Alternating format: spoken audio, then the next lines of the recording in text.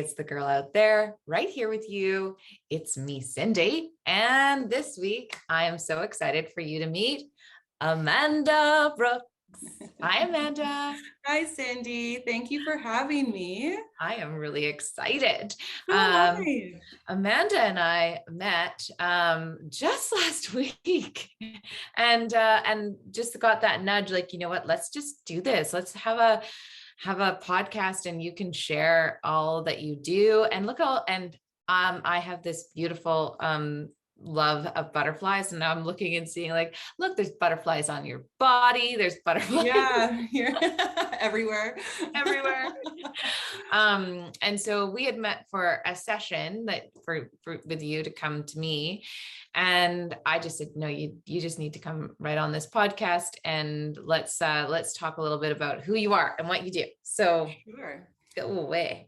So the reason behind me actually is because my business is called The Third Eye Butterfly, and I am a personal meditation coach.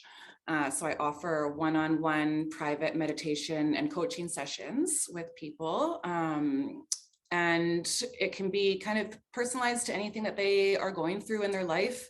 And we work through everything together. So every session is really personal. It's not, just a recording that's on Insight Timer or YouTube or whatever all the apps are. I ask my clients to share with me as much or as little as they want to, kind of what's going on in their lives. Why are they coming to me? What do they want to work through? And then I develop a personal program through that information. I love it. I mean, I do love meditation. I remember I'd gone on a date with somebody. You probably have gone on a date with him too. Just we. The world of online dating in North Vancouver, right? But he was a meditation coach as well, and his words stuck with me. He had said, imagine that you are the artist and meditation is your blank canvas. Mm-hmm. And that, just the way he expressed it, he just said, we now are just told, like, meditation needs to be this way and you need to do it this way and blah, blah, blah. And he said, but just take that off, take that away, and just go into meditation. Just be the artist of your meditation. And he said, and that's how I do this meditation. Mm-hmm. And as soon as I heard that, I just was like, oh my gosh, it can just be whatever you want it to be. And that's when I decided I could do meditation, because for so long I was scared of it. Yeah. And a lot of people are, and a lot of people are, because exactly for what you're just saying, right? They think that it has to be this certain way, and you have to do this, and you have to clear your mind, and you're not allowed to think anything, and you have to be sitting up straight the whole time, and all of these things. Like it's, I love to debunk these myths, because it makes people feel a bit more comfortable around it and be like, okay, maybe I can try this, right? Like, you're not supposed to clear out all of your thoughts. It's impossible. We're human beings. And pretty much all of my meditations are guided somehow to have you thinking about stuff, right? Whether it's a visualization or repeating affirmations, or, what comes up for you when you think about this. Like, it doesn't have to be this thing where you just sit there and don't think about anything at all. And when people put that kind of pressure on themselves, that's when they don't do it. Right. They'll sit for 3 minutes and be like, okay, this sucks. I'm thinking about all these things and I suck at meditation and I can't do it. And then now that's their story that they have told themselves. I can't meditate. And what I love about what I'm doing is getting people past that, because once you can get past that and realize there's no such thing as I can't do it, I mean, that's when you really start to do it. And that's where you start to have these breakthroughs and really start to understand yourself better and get past all of these limiting beliefs and stories that you tell yourself, right? So that's the big kind of hump, is getting people past that. And it's such a beautiful thing to be able to watch people kind of transform and become more into themselves, right?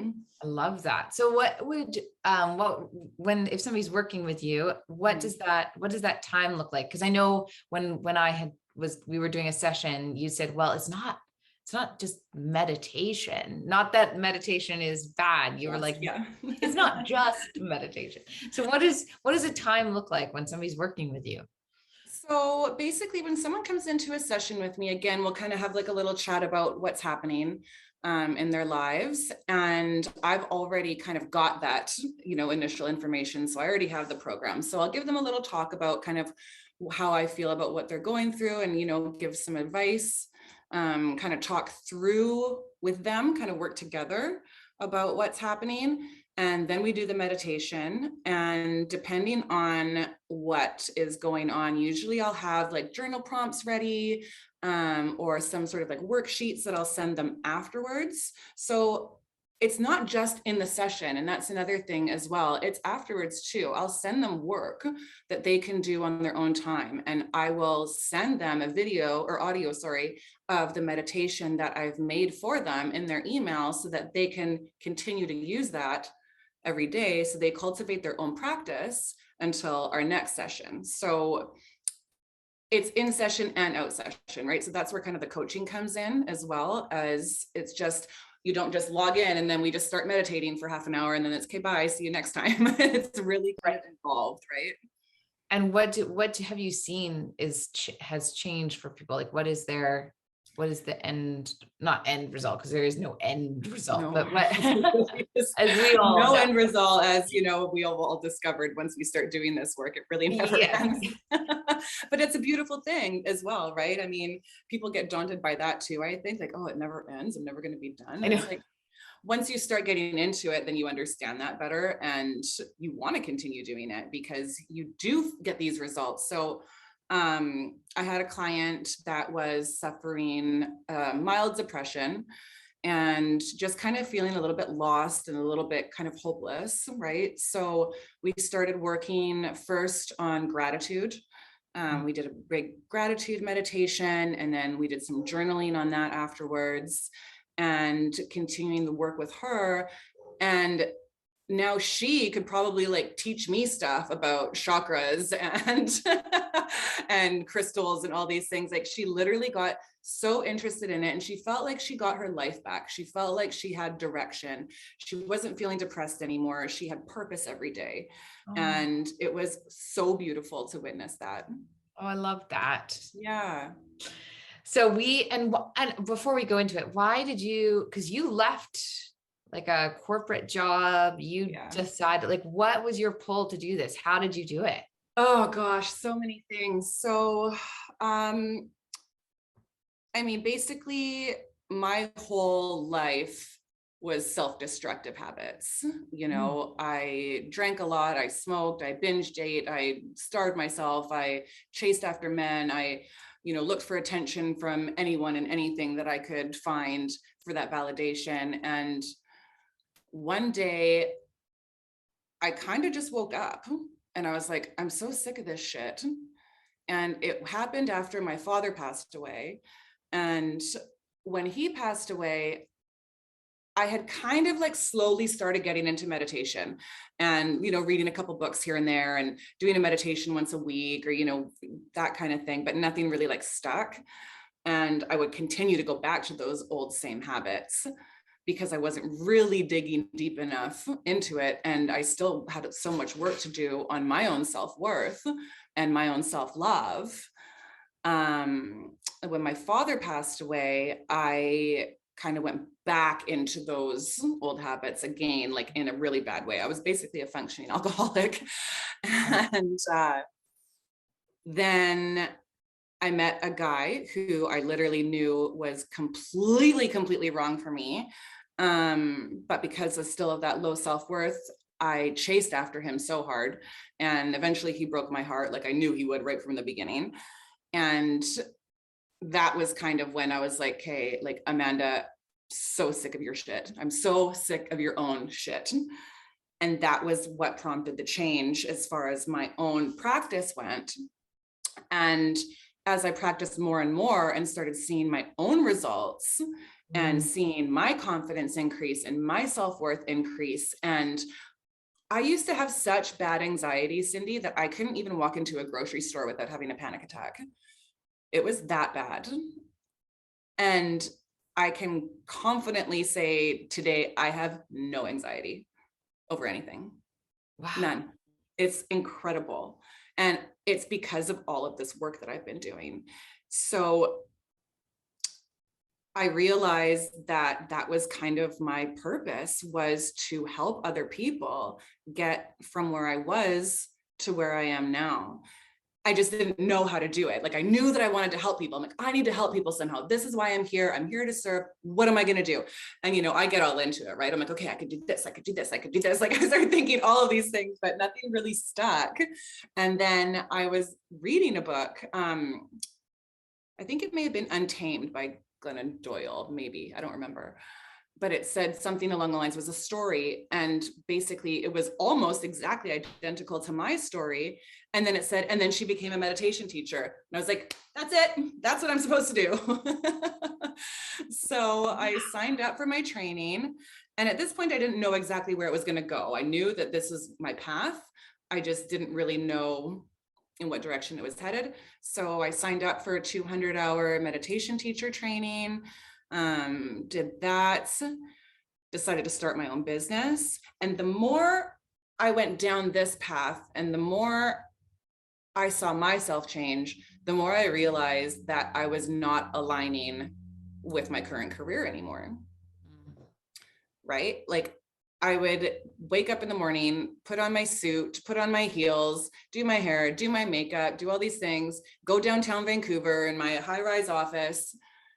And I felt like I was playing dress up. Like, I felt like I was like a completely different person. It just wasn't me anymore.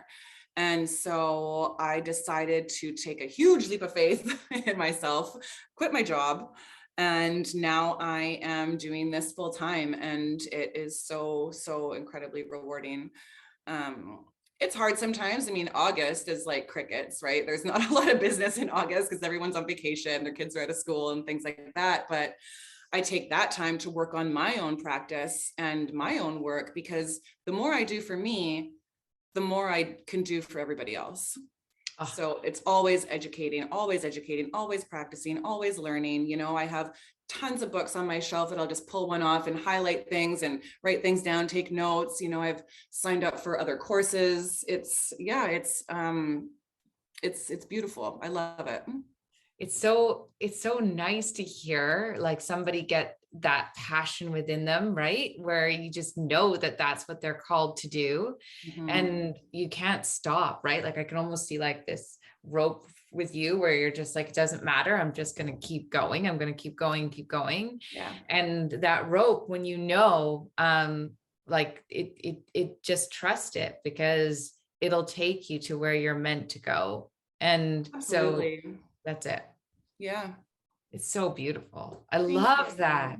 Thank you. It's pretty crazy. I mean, you know, if I looked at myself even 3-4 years ago, I mean, I would never imagine that this was where I was going to be. It was like all about making money, all about this, all about that, all about meeting the guy, all about having the perfect body, all about, you know, all of these things. And my focus and my shift and my priorities has changed so much. Yeah. I went and had lunch with one of my closest friends a couple of weeks ago, and he is like, the change in you is so like blatantly obvious. It's wild. He's like, I mean, I love the crazy Amanda, but but this one's good too. Like, thanks, Ian. Well, now it's like the truthful, wild Amanda, right? Where like you were no longer numbing. I feel like I didn't know you, right? But that numbing, because to become untamed means like it's before you didn't know what that actually meant, which I think for a lot of people means like they numb to feel, because it's very scary to take the path that you and I both have taken. You know, so it's like you numb in different ways, whatever that is. For me, it was over exercise. For me, it was busy, distract. Yeah, that's the thing too, right? That's exactly it. Whenever, and you know what? I love it when people say, whenever you're going through something and people say, oh, just keep busy.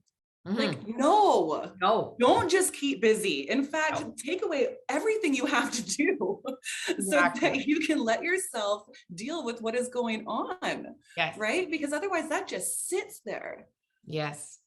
So it's, yeah, can we just like cancel that? Just keep busy. I never want to hear that phrase ever again.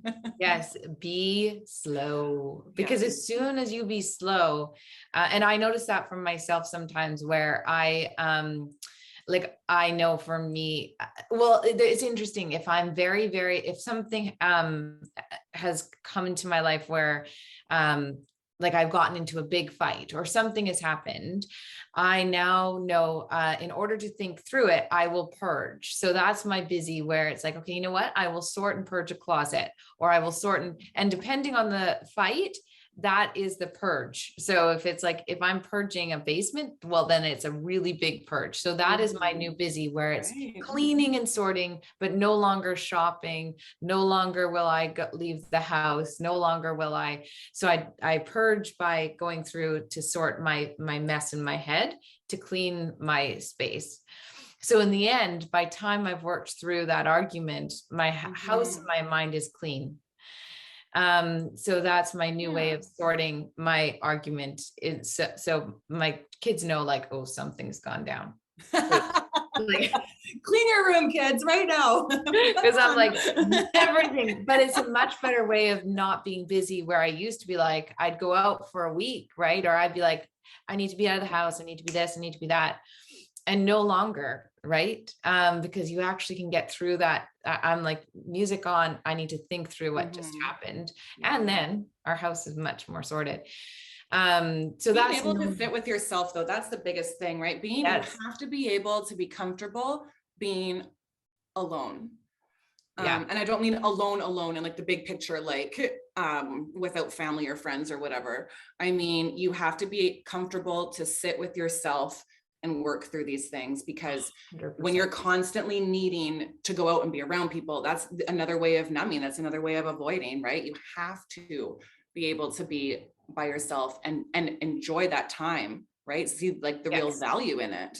Yes. And even how you just said, though, like you were like, I had to see, like you faced yourself. Like that's the thing where you were like, it's my shit. Like you were like, no more. I'm not like, right? Like, okay, Amanda, it's time. Get it together. It's time. Like, so I love that. So I'm just looking at our time, not to, I love everything you said, but what I said, just because I know people tend to buzz along on their busyness. So let's keep them here. So what I had said is that I would, I asked if you would do a meditation, and what came to my head was I wanted a meditation for love. Right. Now this could be love for myself, love for all things, just love. That's what I was called for. Yeah. Yeah. Let's do it. So excited. So what do I need to do? So what you need to do is get yourself comfortable. So what I would tell people generally how to start is get comfortable, find a space that's quiet, that you feel safe in. That's really important. You have to feel safe. You have to feel comfortable. You have to feel relaxed. Relaxed, maybe not at first, because that kind of can be a hard thing for people, especially when they're uncomfortable with meditation. So get comfortable and in a safe space. I like to sit on a cushion on the floor with my legs crossed. Some people are more comfortable sitting in a chair. So if you're going to sit in a chair, sit with your back straight and sit with your feet planted on the ground. If you're sitting on a cushion, still back straight, but just be comfortable. Don't force it. And lift your shoulders up and roll them back. I'm going to put some music on. Give me 1 sec while I figure this out, because technology is not always my friend.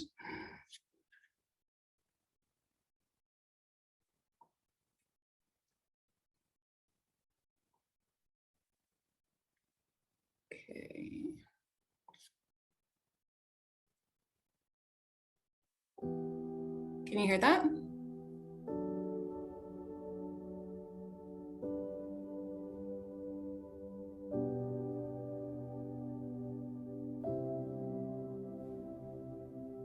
Can you hear the music, Cindy? Oh, yes. Oh, yeah. Okay, great.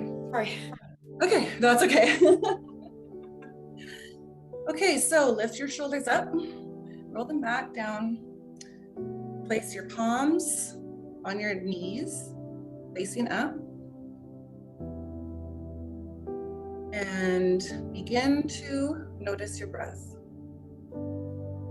Just the pattern of your breathing. Don't try to change it. Just notice it. And if you feel comfortable, you can close your eyes or keep your gaze soft. Breathe in. Breathe out. Breathe in and breathe out.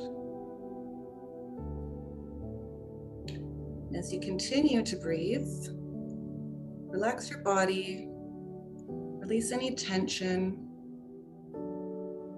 soften your forehead, soften your eyes, relax your jaw. Let go of any stresses you may be holding on to. Enjoy this moment of quiet stillness. You are exactly where you need to be.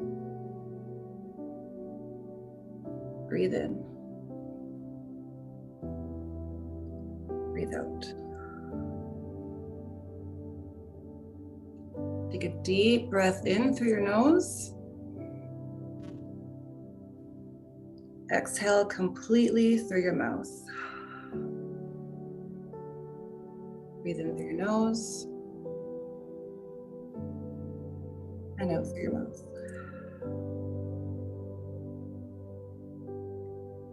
Continue this pattern of breathing throughout your meditation, staying relaxed, feeling grounded to the earth beneath you. Breathe in. Breathe out.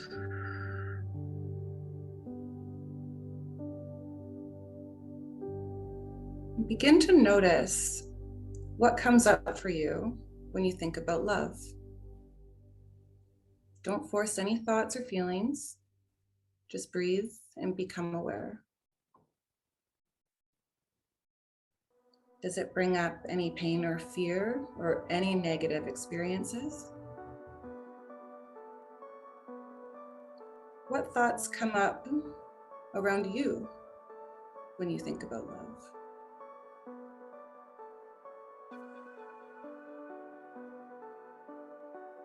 Can you feel it anywhere in your body? What are you holding on to that is blocking love from coming in?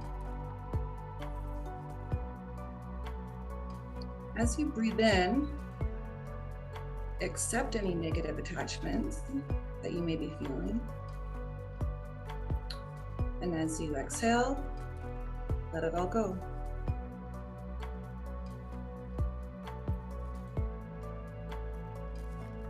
Breathe in, feel the emotions. Breathe out and release.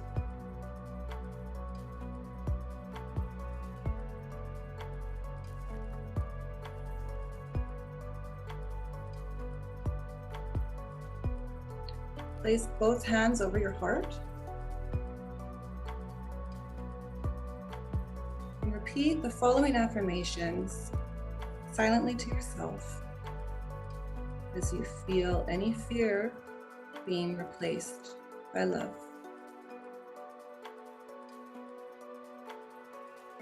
I am a magnet for love.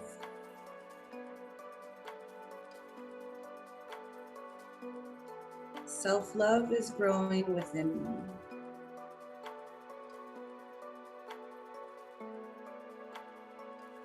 I forgive those who have wronged me. I am able to give and receive love. I draw love and light to me.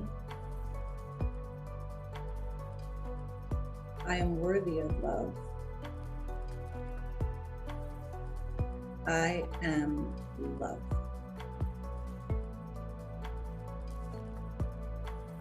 I am a magnet for love. Self-love is growing within me. I forgive those who have wronged me. I am able to give and receive love.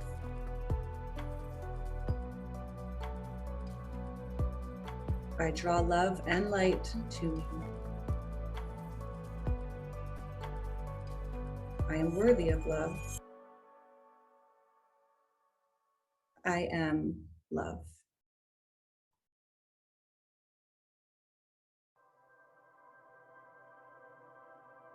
Let the music guide you now as you continue these affirmations on your own, allowing love to come in.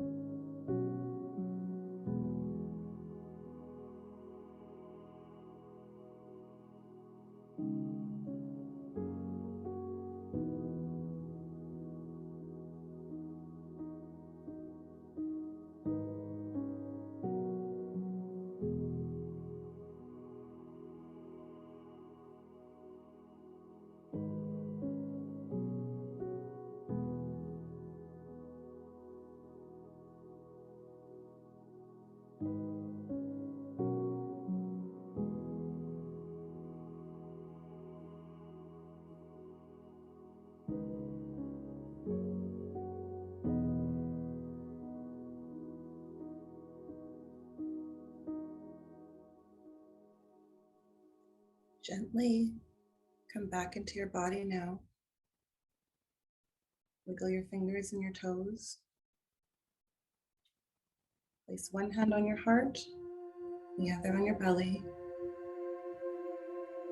Breathe in. Breathe out. Breathe in. Breathe out.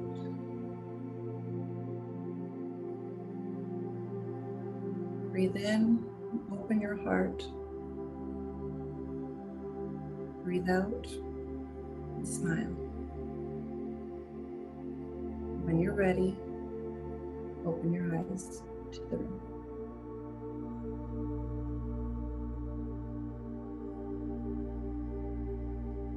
How do you feel? Oh, that was lovely.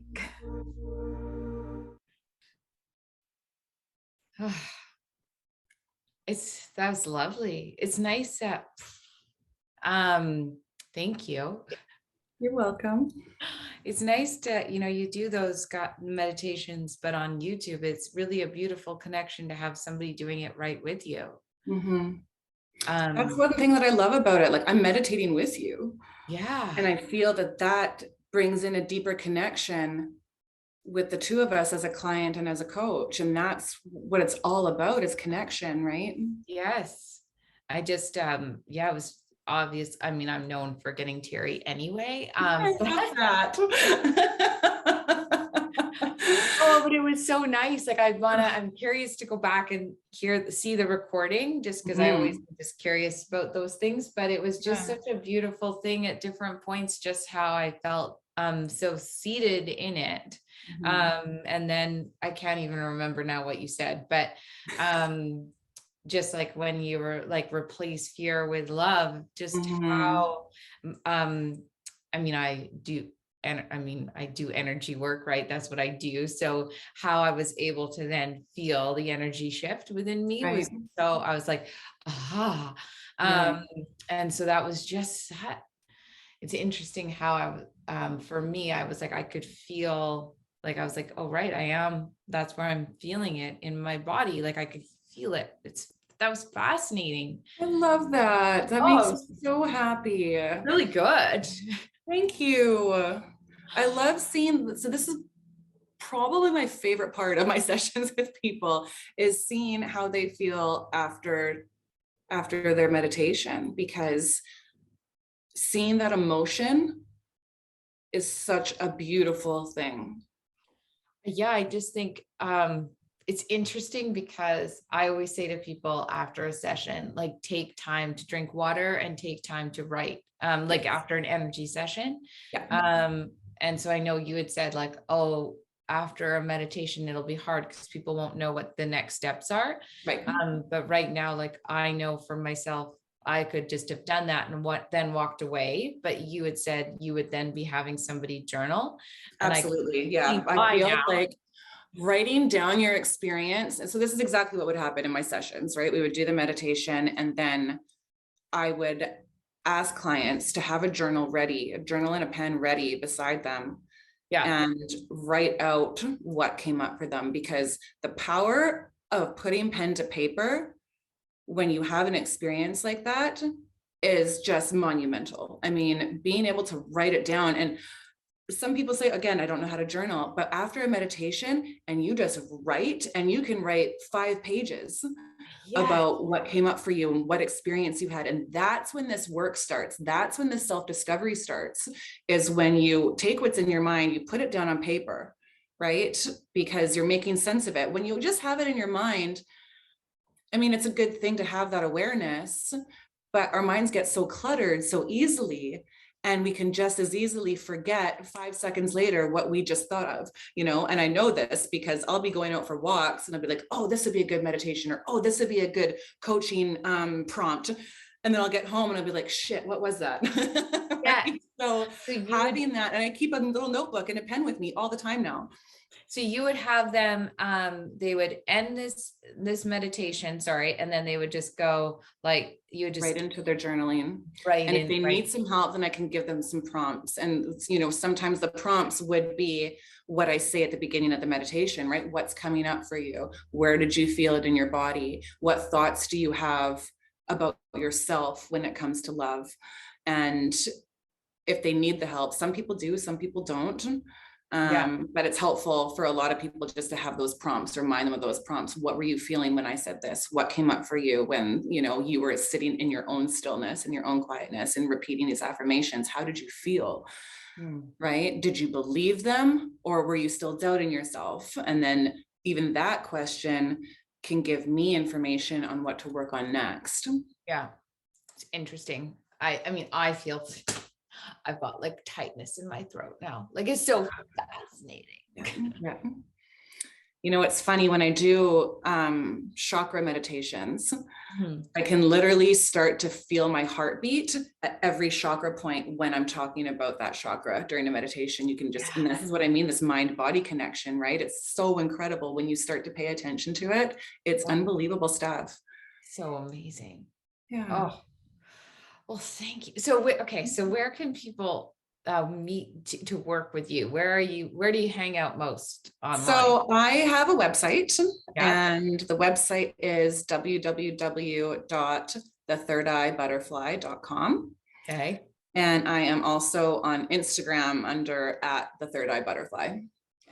Okay, amazing. Yeah. And they can just find you there, all the details there. Yeah, I have a link in my bio on Instagram that'll bring you to book a package, book a single session, book a free discovery call. I also offer that to find out if we are a good fit to work together, because not everybody vibes with everybody.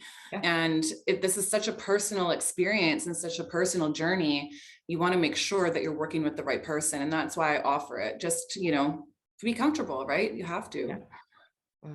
Well, I always ask these questions to end with. If somebody was just beginning their meditation journey, they were just sort of curious, what would be one little tip that you would give people, just if they were like, you know, should I? What would you suggest to somebody? My little tip would be,